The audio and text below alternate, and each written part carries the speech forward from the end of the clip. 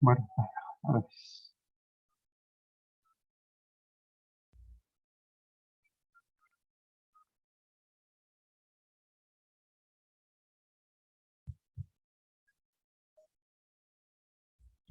No entiendo qué está pasando.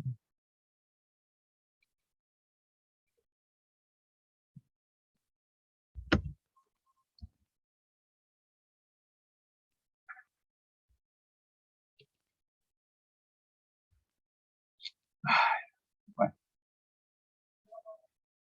¿cómo está Levi? ¿Me oye?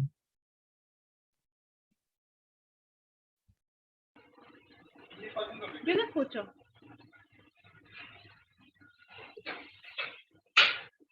Sí, vamos a ver si ahora sí puedo arrancar. Perfecto.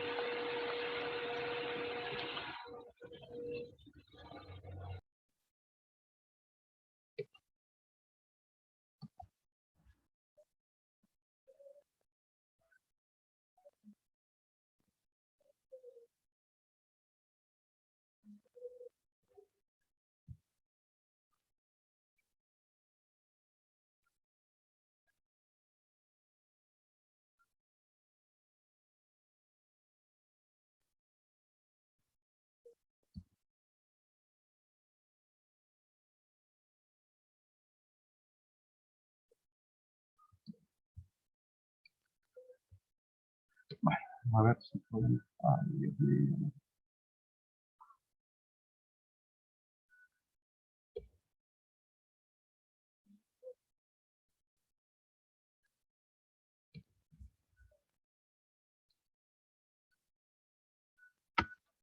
¿Ves la proyección, Levi?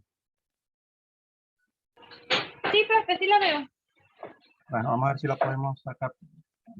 A medida que vayan entrando, que los otros muchachos se reincorporen, vamos a ver si vamos a... Ok, en la clase de la semana pasada vimos las propiedades de la roca que tienen que ver con el espacio que los fluidos van o que ocupan en general dentro del yacimiento y dónde se ubican. Se ubican en el espacio poroso. Eso tiene que ver con lo que es la porosidad del yacimiento y las saturaciones de estos fluidos en el yacimiento. ¿Okay? ¿Qué tipo de fluidos ahí se pueden conseguir?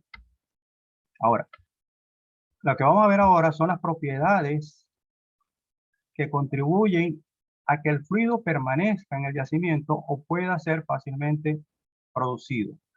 Y tiene que ver con las propiedades capilares. O sea, entre eso está la propiedad de la tensión superficial, tensión interfacial, humectabilidad y presión capilar, que posiblemente no la vamos a ver ahora, porque ya con las tres primeras vamos a tener bastante largo. ¿Ok? Aunque sí vamos a ver algo de presión capilar, pero va a faltar. Entonces, en un yacimiento, por lo general, el agua y el petróleo, bueno, un yacimiento, tanto en superficie como en condiciones de yacimiento, normalmente el agua y el petróleo son fluidos inmiscibles, es decir, no se mezclan. ¿Okay? El gas y el petróleo igualmente son fluidos inmiscibles cuando la presión del yacimiento es menor a la necesaria para alcanzar la miscibilidad, o sea, para que se puedan hacer miscibles. El gas y el petróleo. En el caso de gas y petróleo, en un yacimiento de petróleo, estamos hablando de la presión de burbujeo. En ese momento, los dos fluidos, gas y petróleo, tienden a ser miscibles. En el caso de un yacimiento de gas condensado, el condensado, que es petróleo de alta gravedad PI, y el gas son miscibles a qué condiciones, a la presión, por encima de la presión de Rocío. Porque en ese momento todo el líquido que puede haber en el yacimiento de gas condensado va a estar como gas en el yacimiento. En un yacimiento de petróleo todo estaría como líquido, en un yacimiento de gas todo estaría como gas.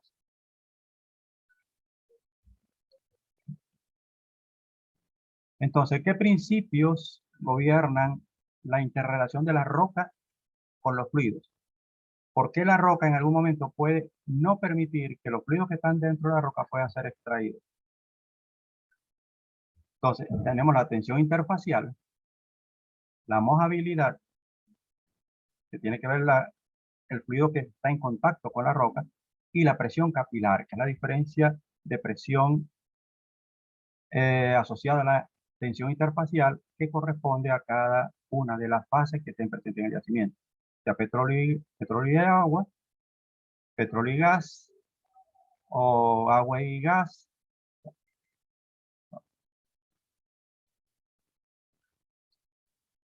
La tensión superficial son las fuerzas que actúan en un plano de superficie por unidad de longitud.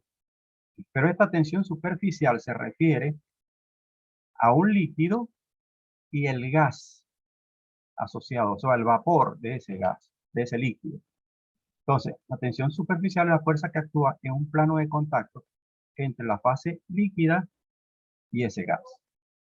Allí tenemos por lo menos agua y tenemos un capilar, un tubito pequeño de pequeño diámetro que entra dentro de un tanque de agua, y vemos que la altura del agua se eleva en el capilar por encima del nivel que tiene en el tanque.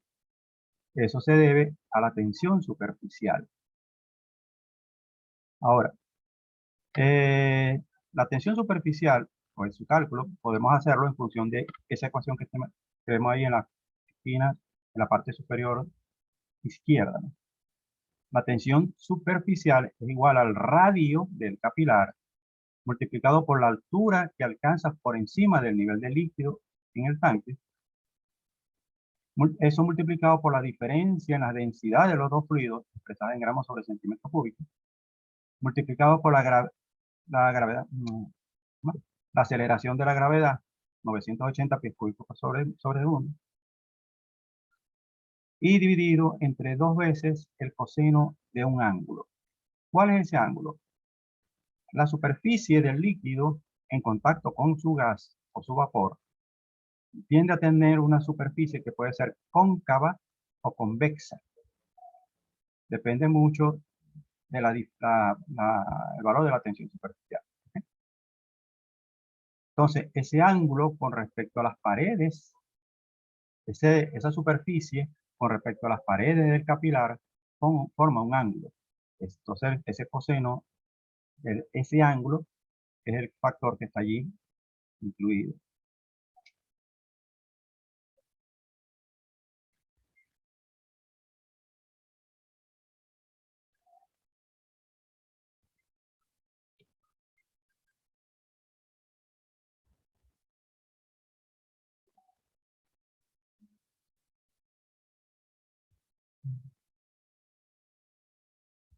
¿Ok? Entonces, el líquido, sea agua, sea petróleo, en contacto con el gas, con los vapores que él puede desprender, o con el aire, que es el elemento más común que podemos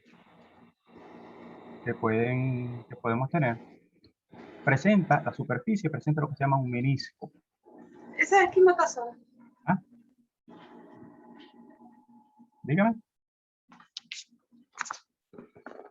Que es la superficie de contacto entre el líquido y el elemento gaseoso, ¿sí?, que está en contacto. Entonces, muestra la forma que puede tener en este caso. Vemos que tiene una forma cóncava, pero la puede tener también convexa, como en el caso de mercurio, con los vapores de mercurio, o con el aire. En este caso, las moléculas, la razón por la que se forma esa película es porque las moléculas que están en la superficie tienden a ser atraídas hacia el interior del líquido, mientras que las moléculas que están dentro del interior del líquido se mantienen en equilibrio porque tienen fuerzas que las tienden a llevar hacia diferentes direcciones. Ellas tienden a estar estables. Pero las que están en la superficie del líquido tienden a tratar de ir más adentro del líquido, causando lo que se llama la formación del menisco.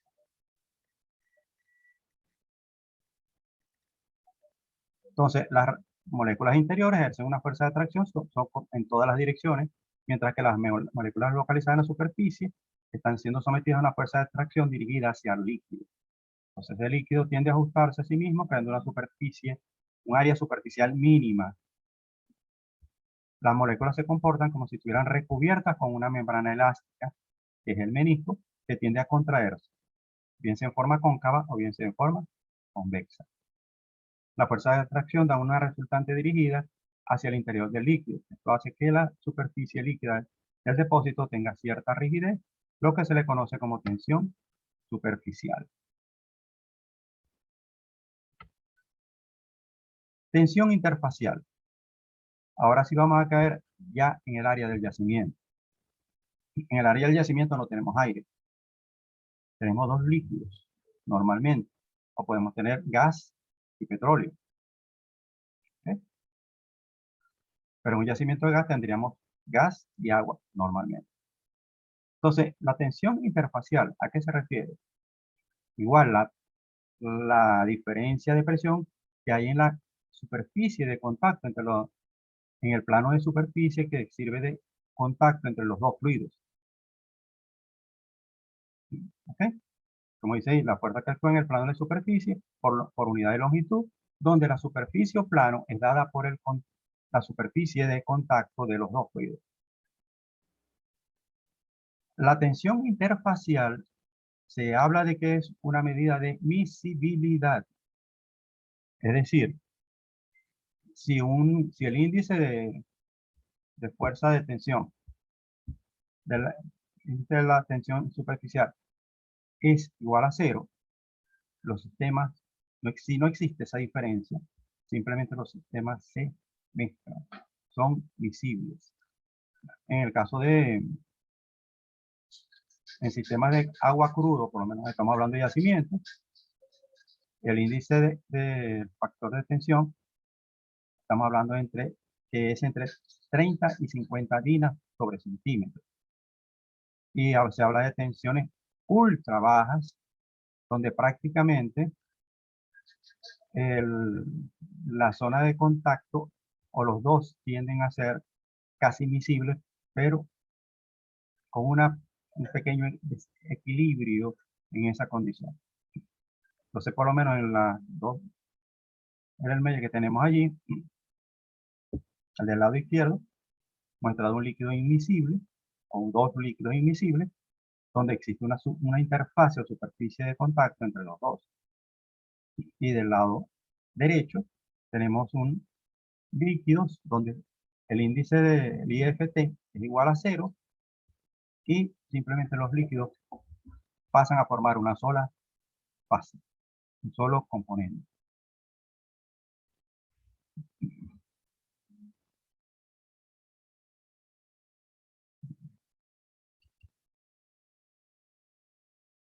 Entonces, ¿cómo es la tensión interfacial? En este caso estamos hablando de dos fases. Para el caso de lo que de lo que más normalmente trabajamos como ingeniero de petróleo, estamos hablando de dos fases, en este caso petróleo y agua, ¿no? O gas y agua, en los casos si estamos hablando de yacimiento de gas. Entonces dice que por lo menos la tensión superficial entre el aire, entre el petróleo y el agua, la diferencia de tensión superficial es igual a la tensión entre el agua y el petróleo multiplicado por el coseno de phi, por decirlo así. Cuando hablamos de que en el yacimiento, estos fluidos van a estar dentro de una roca, y vamos a ver después lo que es la parte de humectabilidad. Las tensiones interfaciales están relacionadas con la ecuación de Joule-Dupré al considerar un equilibrio horizontal en el punto de contacto de ambas tensiones. Es decir, la tensión o la diferencia de tensión que tengo del agua con respecto al vapor de agua, del petróleo con vapor, cómo puedo hallar las dos. O esa diferencia, ¿a qué es igual? A la diferencia de las tensiones entre ellas dos, que eso significa eliminar la del aire, simplemente quedamos con las dos, multiplicado por el coseno del ángulo de contacto de esa superficie. Aquí podemos ver por lo menos una gota de agua en una superficie sobre un sólido donde tengo una superficie cóncava. ¿Ves?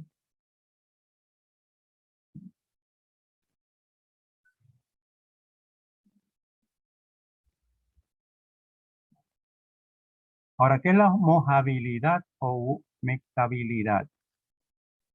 Se refiere a la tendencia de un fluido a adherirse en presencia de otro fluido invisible. ¿Adherirse a quién? A la roca.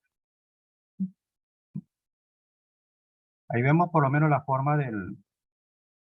¿Cómo se mide esto? Lo podemos ver por el ángulo. ¿Cuánto es el ángulo de contacto? ¿Ok?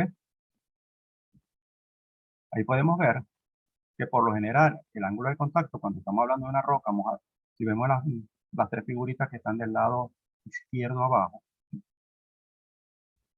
podemos ver que si la superficie, en este caso estamos hablando de la roca, está mojada por agua, el ángulo de contacto que viene dado por esa flechita que se eleva, si ven, tiene un ángulo de menos de 90 grados. Ahora, si está mojada por petróleo, el ángulo de contacto tiende a ser mayor a 90 grados. El ángulo de contacto aquí es igual a la tensión interfacial petróleo-superficie menos la tensión interfacial agua-superficie dividido entre la tensión interfacial petróleo-agua.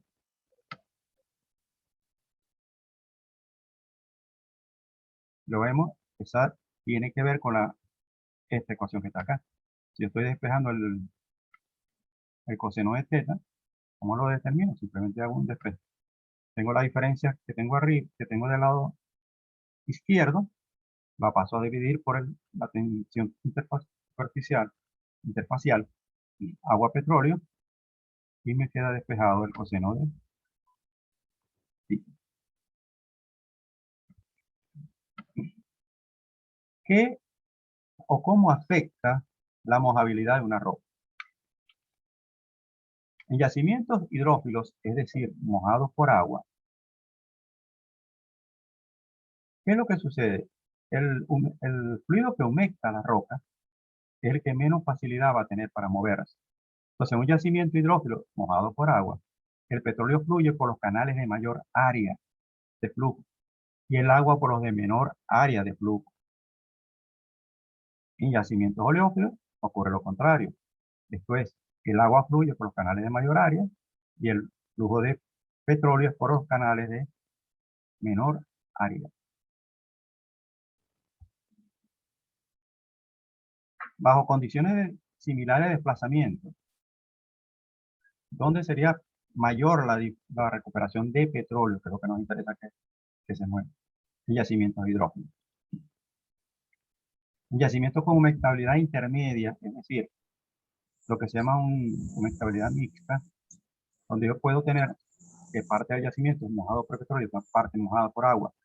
Tengo parte de la roca donde existe esa doble humectabilidad.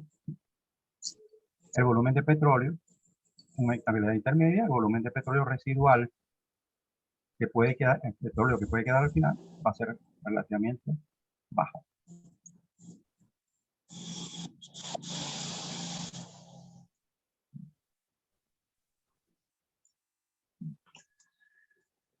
Ahora, vamos a hablar ahora de lo que es la presión capilar.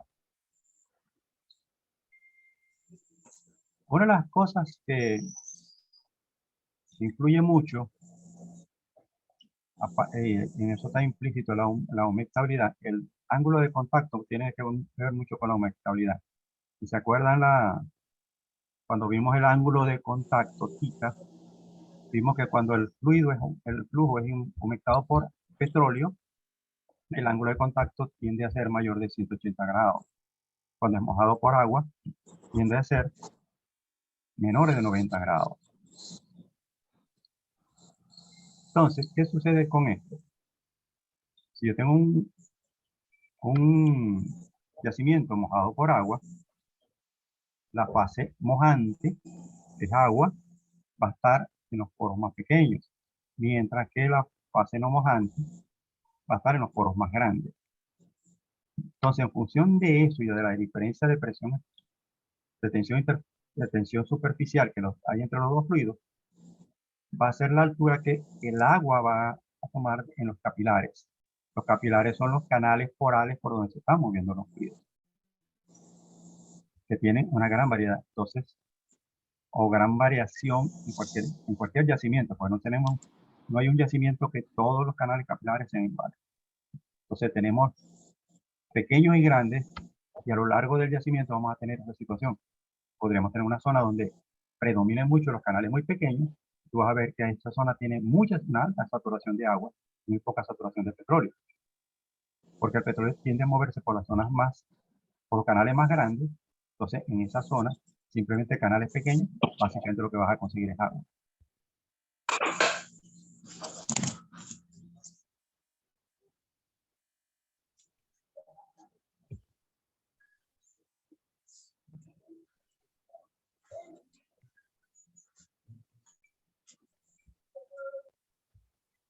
Se quedó.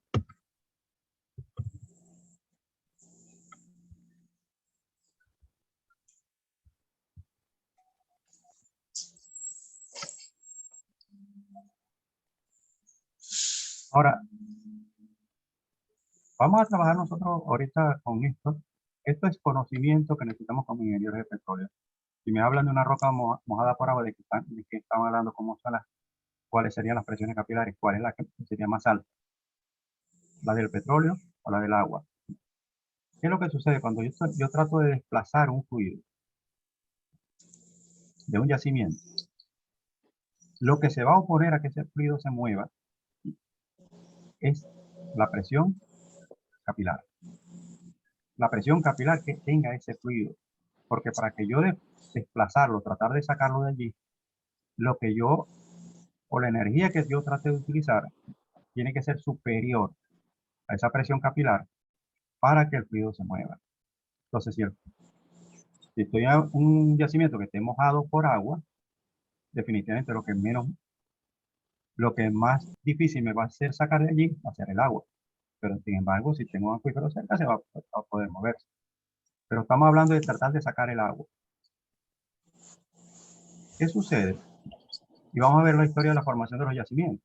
Normalmente el petróleo que está en los yacimientos no se formó en la roca yacimiento, lo que yo voy a explotar. Se formó en la roca madre. Y el petróleo migró de la roca madre a la roca yacimiento. Ahora, ¿qué hizo el petróleo cuando llegó allí? Cuando salió de la roca madre, llegó a la entrada de lo que iba a ser la roca yacimiento. ¿De dónde pudo sacar el agua y de dónde no pudo sacarla? La pudo sacar de los canales grandes. ¿Por qué? Porque en ese sitio el petróleo va a tener, puesto que la roca está muy debida, en este caso, si está llena de agua, va a estar humectada por agua, por eso que la mayoría de las rocas yacimientos son humectadas por agua.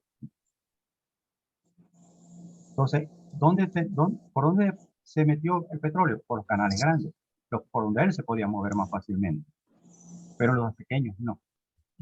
Entonces, el petróleo pudo desplazar, inclusive de canales grandes, medianos, por decirlo así, o no muy pequeños, pero medianos, si la presión capilar en ese espacio era mayor que la presión a la cual el petróleo estaba llegando, se va a funcionar como su presión de empuje, de desplazamiento. Si no la puede superar, simplemente el agua no la podía sacar de allí. Ahora, ¿qué pasa en un proceso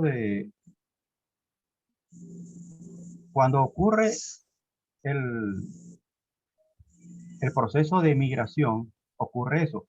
El petróleo desplaza el agua de la roca de yacimiento. Cuando yo voy a un proyecto de recuperación adicional en un yacimiento, ¿qué voy a inyectar? Agua para sacar el petróleo. El efecto va a ser el mismo. Si yo inyecto agua para sacar el petróleo, ¿voy a poder sacar todo el petróleo que desplazó el agua? No, no se va a poder. Esa curva que ustedes ven allí significa cómo es el proceso de desplazamiento de un fluido por otro. Cuando va en un sentido, o sea, por decirlo así, si yo desplazo agua por petróleo, tengo un proceso de indivisión. Y si después trato de desplazar petróleo con agua, la curva se va a comportar, la curva de presión de desplazamiento se va a comportar igual, no, va a tomar otra dirección diferente. Y eso es lo que trata de representar esa curva, que si yo voy a desplazar agua por petróleo, no voy a hacerlo con la misma energía, ni de la misma forma, ni de los mismos sitios, que cuando yo trate de desplazar petróleo utilizando agua.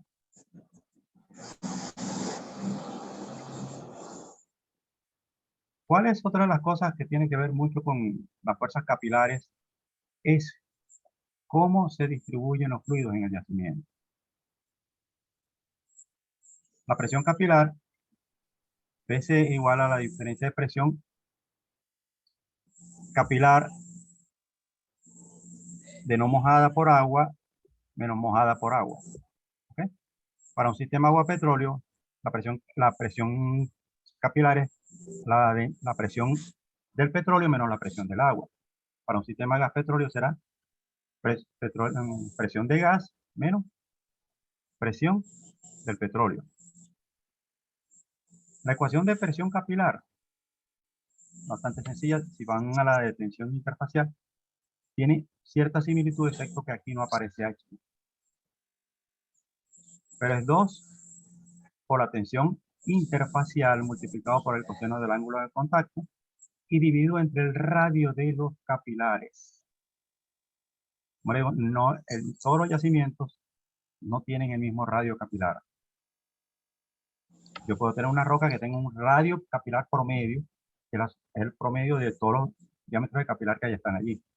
Y eso puede hacer que la roca de alguna forma sea buena para almacenar y permitir la producción de petróleo, como puede ser que no. La segunda ecuación que ven allí tiene que ver con ese hecho.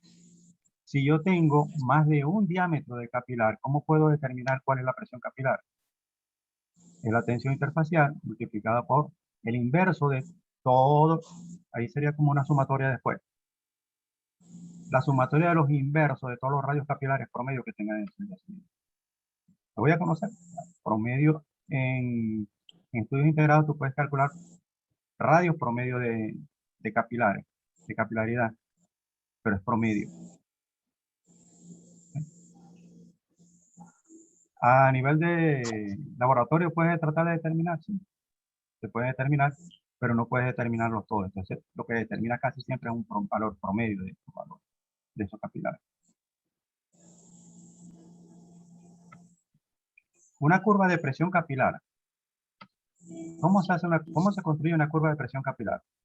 Yo puedo saturarla de petróleo y después simplemente empezar a inyectar agua y ver, dependiendo de la presión que le ponga, cuánto petróleo produzco o cómo me cambia la saturación de agua en la roca en la medida en que yo aplico presión para desplazar el fluido que está allí saturando. La escala horizontal es una escala de saturación. La escala vertical es presión de desplazamiento.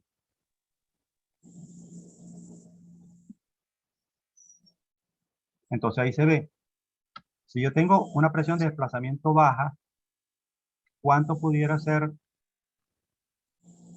mi saturación de agua? 100%. Si voy a desplazar agua, por decirlo así. Pero en la medida en que yo aumento mi presión de desplazamiento, empiezo a bajar. La saturación de agua comienza a bajar. Estoy desplazando con petróleo. Pero llega un momento en que, si ven, se levanta una línea vertical. ¿Qué pasa? Ya llegué a la parte donde hay un cierto volumen de agua que yo no voy a poder sacar de la roca, que es la saturación de agua irreducible o con nata. ¿Okay? ¿Cómo esto me dice qué pasa en el yacimiento? Vamos a ver. Tengo un yacimiento inclinado. Ahí tenemos la curva de presión capilar. ¿Qué significa esto? Si yo a una roca, yo hago ese proceso de desplazamiento, yo puedo tener una idea de qué forma, en qué forma están distribuidos los fluidos en el yacimiento. Debajo del contacto agua-petróleo, si nos vamos para la anterior, es la línea punteada horizontal que se ve en la parte de abajo. ¿Okay? Por debajo de eso, fíjense que ahí comienza la curva de presión capilar. Luego esa se levanta un poco y luego tiene una especie de aplanamiento. ¿Qué tenemos allí?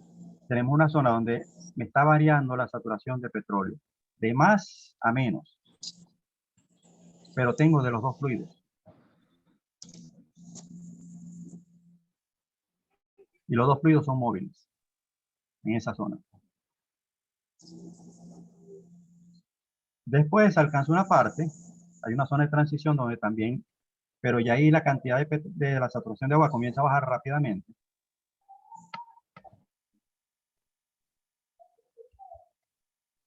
Comienza a bajar rápidamente y posteriormente hay una saturación de agua que se queda constante, si lo vemos en la gráfica anterior.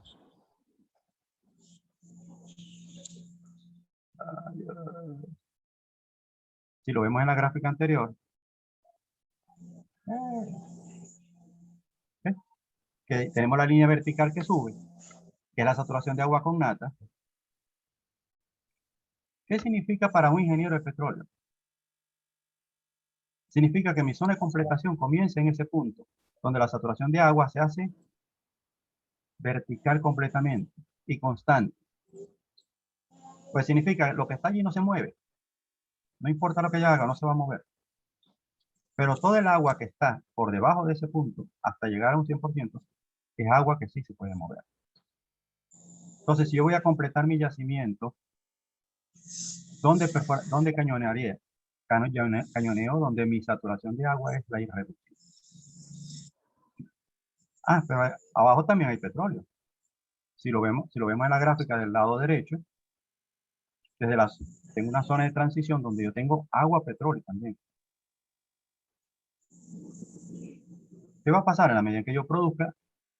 Si existe un contacto agua-petróleo, ese contacto va a ir avanzando y ese petróleo poco a poco va a llegar a los pozos productores. El agua también.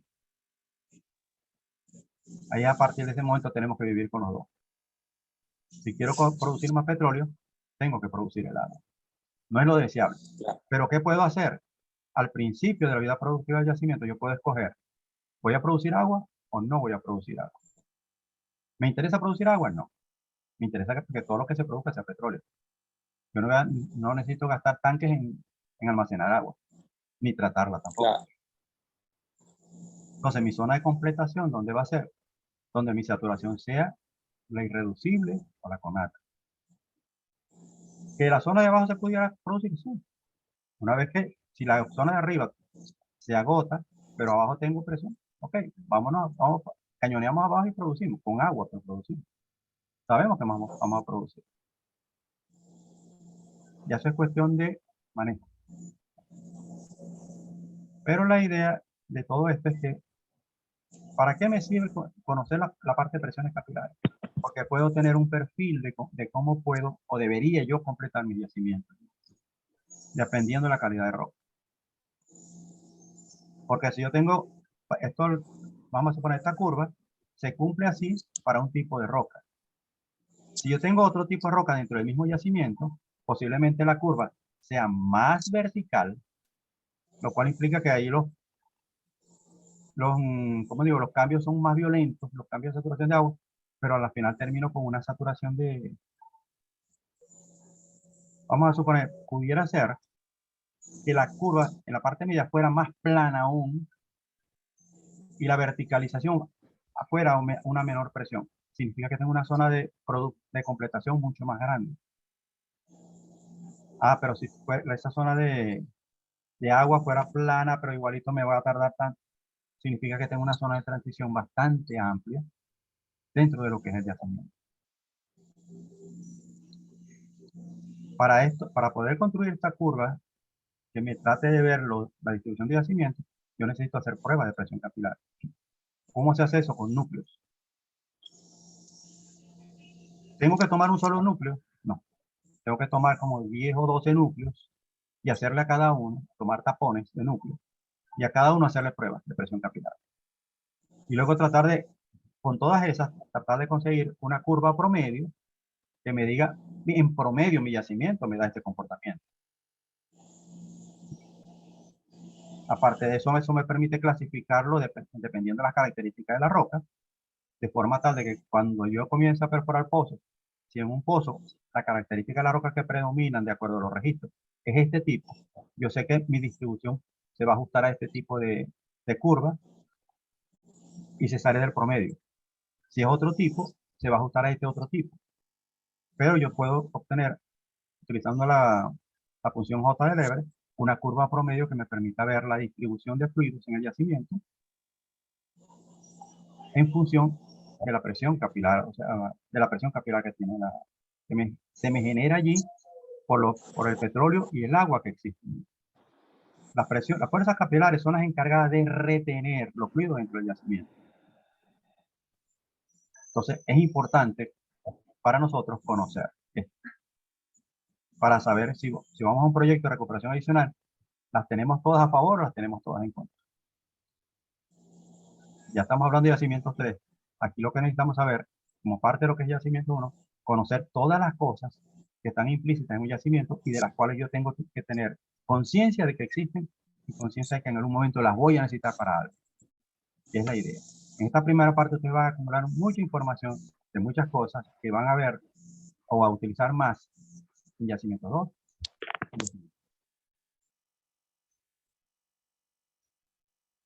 Bueno, pegué una carrera porque perdí mucho tiempo al principio con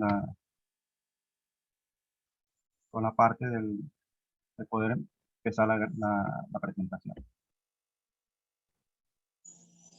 Entonces, voy a dejar de compartir pantalla. Sé que es bastante complicado. En el capítulo 2, creo que es el 2 o el 3 del libro de Magdalena Ferrer de inyección de agua y gas, está la parte de propiedades de la roca. Allí pueden ver mucho más detalle. Es bueno que hay un ejercicio que vamos a hacer de esto. Trataré de ver si puedo para la semana que viene. Siento que las charlas estas son bastante cortas y hacer ejercicios en un tiempo de teoría es medio complicado. Si no, veremos los ejercicios a través del chat de WhatsApp y veremos la teoría a través de la presentación. Pero sí les recomiendo que se dirijan al libro. Si lo tienen en la plataforma está, lo pueden bajar de allí. Yo creo que a alguna persona yo se lo cargué en el blog, en el grupo de WhatsApp. No me acuerdo quién fue. ¿Alguna pregunta?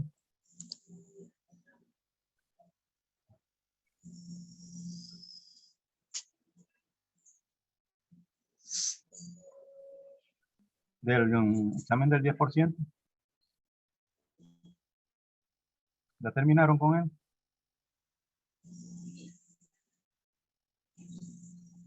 Nos falta poco, profesor. Bueno, cualquier Hasta cosa. ahorita no tengo ninguna duda. Bueno, cualquier cosa, pegan un grito. Ayer me preguntaba Luis. Ay, no puedo. Tengo la memoria para nombre mía no es muy creíble. Pero ayer me preguntaban sobre algo con respecto a la diferencia en yacimientos. Y es bueno que estén, que lo revisen y a ver si no tienen la misma duda. Lo que es un yacimiento de petróleo líquido, lo que es un yacimiento de gas, lo que es un yacimiento de... el GO es cuando se habla de gas asociado y el GO es cuando se habla de yacimientos de gas. Son dos cosas diferentes. Para uno, si es gas asociado, es dependiente del POES. Si es gas no asociado, si es gas libre o gas, un yacimiento de gas, la fórmula del GOES es directamente el GOES. No hay fórmula de POES para un yacimiento de gas. Hay sí una fórmula para calcular condensado. En este caso, el que es dependiente es el cálculo de volumen de condensado, que es dependiente del cálculo del volumen de gas. Primero hay que calcular el volumen de gas y después eso determinar el volumen de condensado. Eso estamos hablando de un yacimiento de gas condensado. Al igual que en un yacimiento de petróleo, determinamos el POES y del POES obtenemos el gas, el GOES. En un yacimiento de gas condensado obtenemos el GOES y del GOES obtenemos el volumen de condensado. O sea, es un poquito diferente, pero son los dos casos en que se presenta esa situación.